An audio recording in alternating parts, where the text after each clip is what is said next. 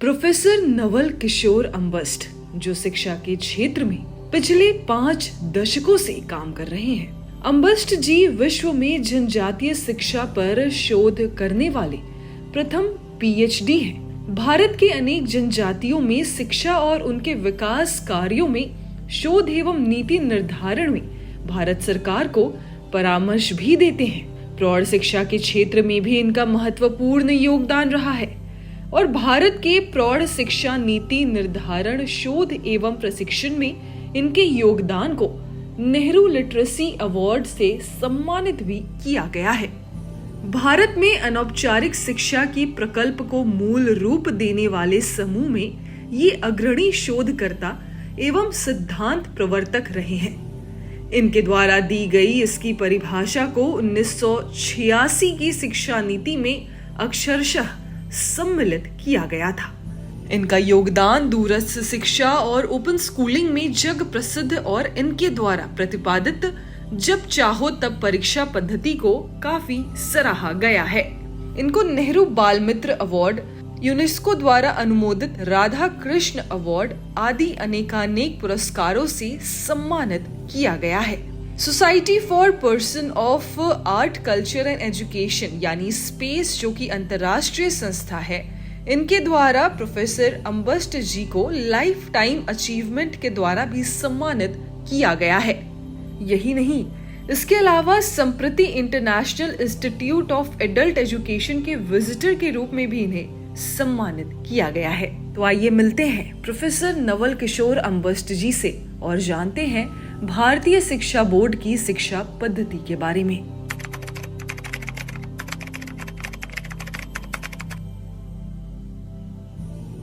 देखिए, स्कूली शिक्षा एक बहुत बड़ा टर्म है। यह प्री स्कूल से शुरू हो करके, नई शिक्षा नीति में तो प्री स्कूल से शुरू हो करके और 12वीं तक चला जाता है। इसको हमको 2-3 हिस्सों में तोड़ करके देखना पड़ेगा। एक तो है जो pre school, pre primary sector कह लीजिए। इस सेक्टर में का अप्रोच और प्राइमरी सेक्टर का अप्रोच और मिडिल और हाई स्कूल के सेक्टर का अप्रोच डिफरेंट होगा।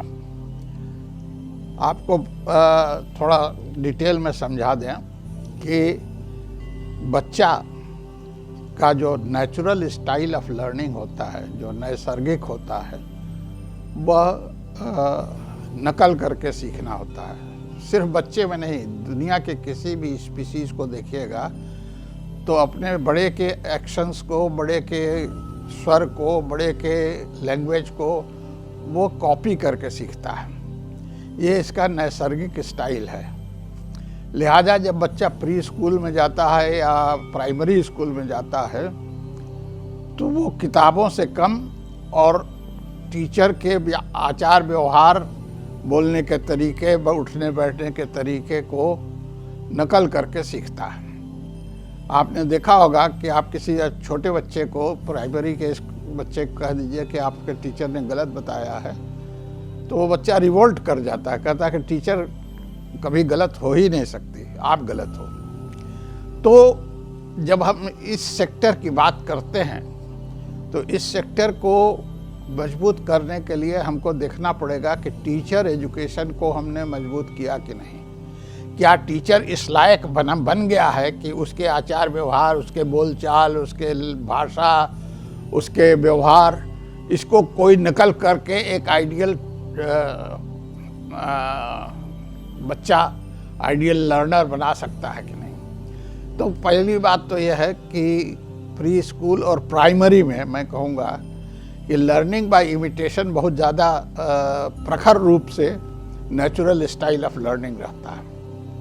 इसलिए जोर होना चाहिए कि टीचर मॉडिफिकेशन, टीचर का बिहेवियर, टीचर का आचार व्यवहार, टीचर का बोलना, टीचर का सच बोलना इत्यादि इत्यादि, क्लास में बैठ करके स्वेटर न बुने और तो इस तरह की चीज़ें अगर न करें, क्योंकि टीचर को पता नहीं कि उसकी कौन से आचरण को बच्चा कॉपी कर रहा है। तो पहला तो सेक्टर ये हुआ। दूसरा सेक्टर हुआ जो कि हम लोग करते हैं कि लर्निंग दो प्रकार के होते हैं। एक तो लर्निंग होता है जो इन्नेट होता है, जो स्वाभाविक होता है, जो पर्यावरण से होता है, जो देख के होता है। जैसे मैं आपसे कहूँ कि मेरा बच्चा जो है जापानीज़ क्यों नहीं बोलता, तो मेरा बच्चा जापानीज़ इसलिए नहीं बोलता कि उसने सुना हिंदी, अगल बगल आस पास पास पड़ोस टीचर, और तो उसने उसको कॉपी कर करके उसके कम्प्रिहेंशन लेवल जो उसने एसोसिएट करके, जैसे आपसे आप छोटे बच्चे कहें कि पानी लाओ, वो पानी लाएगा, और अगर उसको कहे जल लाओ तो उसको समझ में नहीं आएगा कि जल क्या चीज़ है। हालांकि पढ़ने में और लिखने में ज और ल लिखा जाता है, उसमें कोई मात्रा नहीं है, वो सिंपल है। मगर चूंकि बच्चे शुरू से ग्रोइंग ऑफ प्रोसेस में पानी शब्द से परिचित हैं और एसोसिएट करते हैं कि ये पानी है, तो पानी माने जल माने पानी समझते हैं, पानी माने जल नहीं।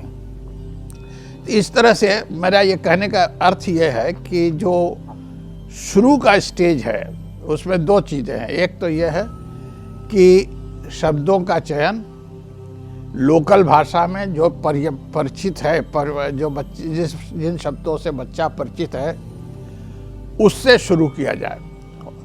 मगर बहुत से भाषाविद कहेंगे कि साहब जल लिखने में तो बहुत आसान है, पानी में आ की भी मात्रा है, नी की भी मात्रा है, ये लिखने में बहुत कठिन है, तो पहले जल पढ़ाना चाहिए कि पहले पानी पढ़ाना चाहिए।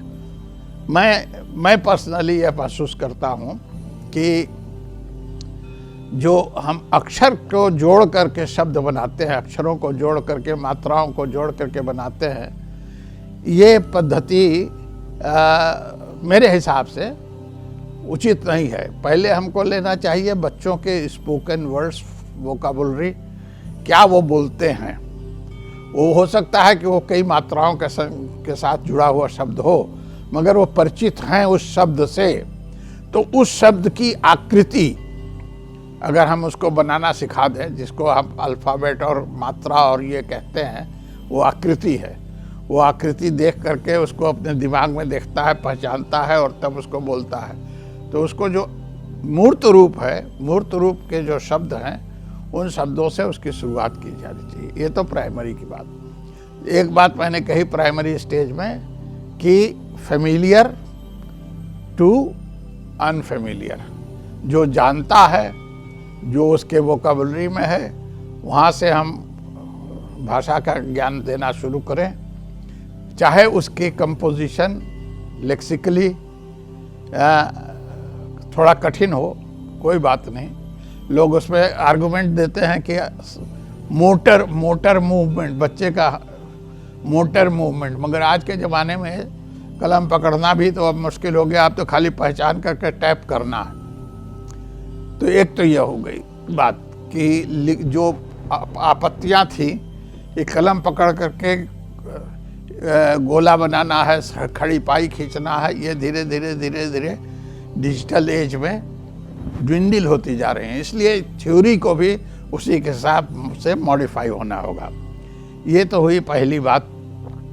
दूसरी बात, थोड़ा सा हायर लेवल में जाते हैं स्कूली शिक्षा में, तो अब चूँकि आज के समाज में और आने वाले अगले 15-20 साल में ये होने जा रहा है कि डिजिटाइजेशन एंड डिजिटल एजुकेशन, तो एजुकेशन का स्रोत अब केवल कक्षा, क्लासरूम, टीचर और टेक्स्ट बुक ये नहीं रहेगा। अब तो ये है कि आपके पास सारी चीज़ें उपलब्ध हैं from different sources other than the school, तो उनको कैसे इस्तेमाल किया जाए। लिहाजा जो लर्निंग बाय इंस्ट्रक्शन होता था, जिसको हम कहते थे learning by suggestion, learning by imitation, learning by suggestion, पहला पोर्शन सुबह अभी जो मैंने शुरू में कहा लर्निंग बाय इमिटेशन है। दूसरा हिस्सा आता है जो पोस्ट प्राइमरी एजुकेशन में लर्निंग बाय सजेशन हम टेक्स्ट बुक में बताते थे कि टीचर जो है टेक्स्ट बुक सजेस्ट करता है, टीचर क्लास में सजेस्ट करता है, उससे बच्चे सीखते हैं। तो अब उसको जो है, जो लर्निंग बाय सजेशन है वो बाय लर्निंग बाय पार्टिसिपेशन में आएगा। अब जोर इस बात पर देना है कि पाठ्येतर पुस्तकें जो हैं, पाठ्य पुस्तक जो है, वो पाठ्य पुस्तक अब एक सिंगल सोर्स ऑफ नॉलेज नहीं है। अब हमारे पास बहुत सारे सोर्सेज हैं, तो हमको क्या सिखाना चाहिए कि कैसे इंफॉर्मेशन, कैसे नॉलेज को एक्वायर किया जाए, कहाँ कहाँ से एक्वायर किया जाए। इसलिए ये प्रोसेस लर्निंग बाय सजेशन के बजाय लर्निंग बाय पार्टिसिपेशन हो गया, पार्टिसिपेटरी लर्निंग। ये एक आज नहीं तो आज के शुरू हो रहा है, हायर लेवल में तो काफ़ी शुरू हो गया है, मगर जब आजकल के इतने डिजिटल प्लेटफॉर्म पर इतनी सारी इन्फॉर्मेशन है, गूगल है, व्हाट्सएप के बारे से बहुत सारी इन्फॉर्मेशन मिलती है, फेसबुक से कुछ इन्फॉर्मेशन मिल जाती है, इस तरह के बहुत सारे प्लेटफॉर्म हैं। तो हमें कहाँ से क्या लेना है, ये टीचर का रोल अब बदल गया है। क्लासरूम टेक्स्ट बुक के बजाय अब उसके पास बहुत सारे सोर्सेज हैं, कहाँ से क्या लेना है। जैसे अभी कल का एग्जाम्पल ले लीजिए कि सुधांशु त्रिवेदी जी कहीं लेक्चर दे रहे थे और उस लेक्चर में उन्होंने पूरा एंशिएंट इंडिया की हिस्ट्री निकाल करके रख दी और कंपेयर कर दिया दूसरे जगह से। तो अब ये जो उन्होंने सारा चीज़ निकाला या जहाँ से लिया, उन्होंने कई सोर्सेस से लिया। क्या हम इस मटेरियल को अपने कक्षा में विद द सेम ऑथेंटिसिटी, बच्चे को जो हम पढ़ा रहे हैं, प्राचीन भारत पढ़ा रहे हैं या गीता के बारे में पढ़ा रहे हैं या ये वेद के बारे में पढ़ा रहे हैं, तो क्या हम इसमें से मटेरियल ले सकते हैं? तो ये मटेरियल पाठ में नहीं लिखा हुआ है, मगर इसको त्रिवेदी ने संकलित किया फ्रॉम वेरियस सोर्सेज, वेद से, गीता से, रामायण से, और वहाँ से ले आए और उसको स्थापित किया, एकेडमिकली स्थापित किया। तो अगर टीचर इन चीज़ों को देख सकता है, इससे ले सकता है, तो वो ले करके अपने इंस्ट्रक्शनल प्रोसेस को, अपने पढ़ने पढ़ाने के तरीके को, अपने पढ़ने बच्चों के ज्ञान को ज़्यादा परिमार्जित और रेलेवेंट बना सकता है। तो अब पाठ्य पुस्तक में क्या लिखा हुआ है वह एकमात्र सोर्स नहीं रह गया, लिहाजा हमको इसमें चेंज लाना पड़ेगा। आज नहीं तो अगले 5 साल में, अगले 7 साल में। तो एक सेंटेंस में कहूँ तो text book is no more the only source of information to the child. Number 1, there are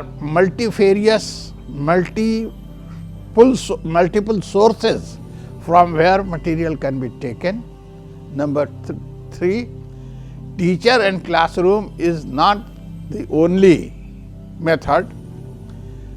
Number 4, instructional process has to yield place to participatory learning. Learning process में पार्टिसिपेट कराए teacher, as a motivator, as a co learner बन करके बच्चों को सिखाए। ये तरीके अब नए आने वाले हैं।